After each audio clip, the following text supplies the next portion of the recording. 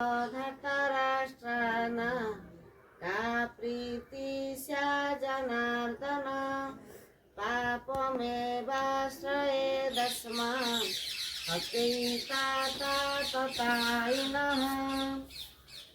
Arjun T कहउचंती हे जनार्दन धृतराष्ट्रंकर एही संबंधी मानकु मारी आम मानकु की प्रसन्नता मिलिबो। एही आतताई मानकु मारिले तो आमको पाप लागिबो। एठी अर्जुन कोन कहउचंती ना एही आतताई मानकु मारिले आमको पाप लागिबो। अच्छा धृतराष्ट्रंकर पुत्रंकु और सेमानंकर सहयोगी समस्त सैन्यंकु मारी विजय प्राप्त करिबारे आमको की प्रसन्नता मिलिबो। जदि आमे क्रोध बा लोभर वशवर्ती होई सेमानंकु मारी देबु परे सही प्रवृत्ति शांत होई गले आमको कांदिबाकू पड़िबो। तमे देखिथिबो बाबा अनेक क्षेत्र रे जे किछि लोक अछंती अत्यंत क्रोधवशत कोन करथांती किछि गोटे भूल कर देई थांती किंतु क्रोध शांत हो गला पर से भाबंती तम मान के से अछ अति रागी के किछि भूल कर देंती पुणी क्रोध शांत हो गला पर कोन होंती भाबंती कोन आमे एमती करदेलु कोन आमे एमती करदेलु एमिति रागिबा भी ठीक नुहे।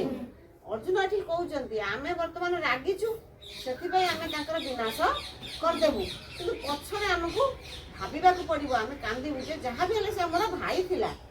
दुर्योधन कोन अर्जुन को भाई नथिले बाबा भाई सिना माने एमिति कला जे से बाध्य हले से मान सहित युद्ध करिबा पई किंतु ताकर मन नथिला जहां भी हले से तांकर भाई। अच्छा सेमानक मृत्यु रे शोकाकुल चित्त आमको असह्य दुख देव। सेमान सब चली गला परे तांकर जो शोकाकुल परिवार मानेकर तांकर स्त्री तांकर निजर संतान निजर बापा माँ पुत्र मान घर जमती कि गांधारी आउ किए से धृतराष्ट्र एमान को मध्य देखिले से कौन करिवे निजको आउ दुख आउ जंत्रणा मिलिबो। तापर से कहउचंती एमानकु मारिले आमे जीवित थिबा पर्यंत आम चित्तरे केबे प्रसन्नता आसीबो नाही।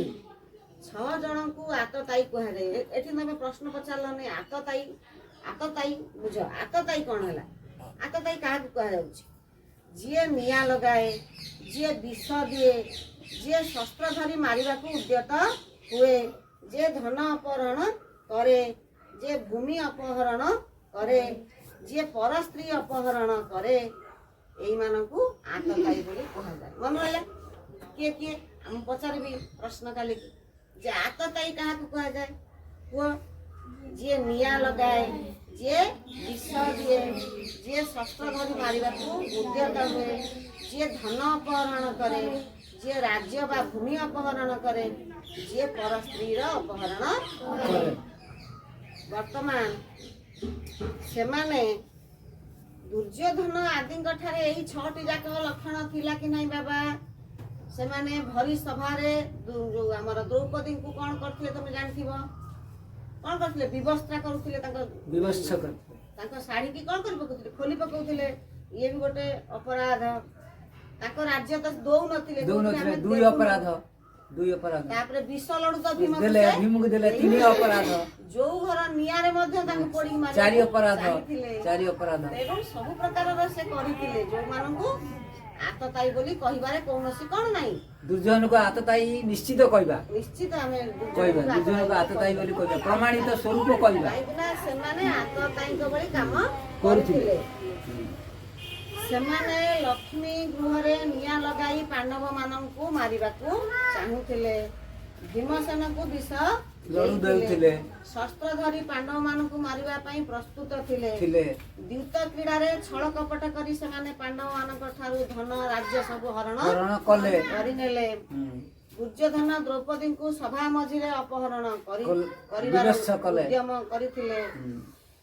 अच्छा तू मोर दासी होई गलु आदि भाषा रे बहुत अपमानित मध्य द्रौपदी को करिथिले।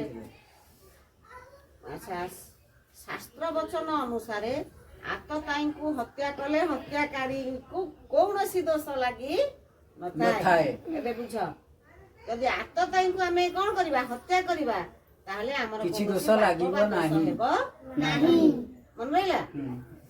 ଆଚ୍ଛା। ଅହିଂସା ପରମୋ ଧର୍ମ। କ୍ରୋଧ ଓ ଲୋଭର ବଶବର୍ତ୍ତୀ ହୋଇ ଆମେ କୁଟୁମ୍ବ ମାନଙ୍କ ପ୍ରତି ହିଂସା କାର୍ଯ୍ୟ କରିବା ନାହିଁ। ଏ କଥା କିଏ କହୁଛନ୍ତି?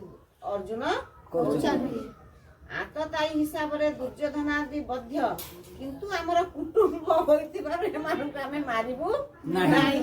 ଅର୍ଜୁନ ଏଠି କହୁଛନ୍ତି ଆତତାୟୀ ମାନଙ୍କୁ ମାରିବା ଉଚିତ, ବିଧେୟ, କିନ୍ତୁ ମୁଁ ମାରିବିନି, କାହିଁକି ନା ସେ ମୋ ସେମାନେ ଭାଇ। ଆମର କୁଟୁମ୍ବ। ସେ ମୋର କୁଟୁମ୍ବ। ଭାଇ। ଶାସ୍ତ୍ରରେ କୁହାଯାଇଛି ଯେ ନିଜର କୁଳ ନାଶ କରେ ସେ ଅତ୍ୟନ୍ତ ପାପୀ।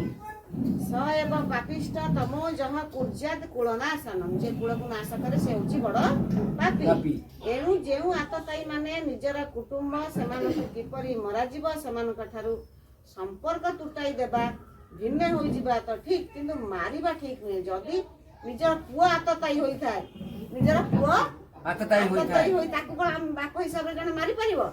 କଣ କରିବ ସେଠି? ତା ସହିତ ସମ୍ପର୍କ କାଟିଦବ, ବିଲୁପ୍ତ ତାଠାରୁ ଅଲଗା ହେଇଯିବ। ତାହେଲେ ତାଠାରୁ ସମ୍ପର୍କ ତୁଟାଇ ଦିଆଯାଇପାରେ, କିନ୍ତୁ ତାକୁ କଣ ମାରି ଦିଆଯାଇପାରେ କି?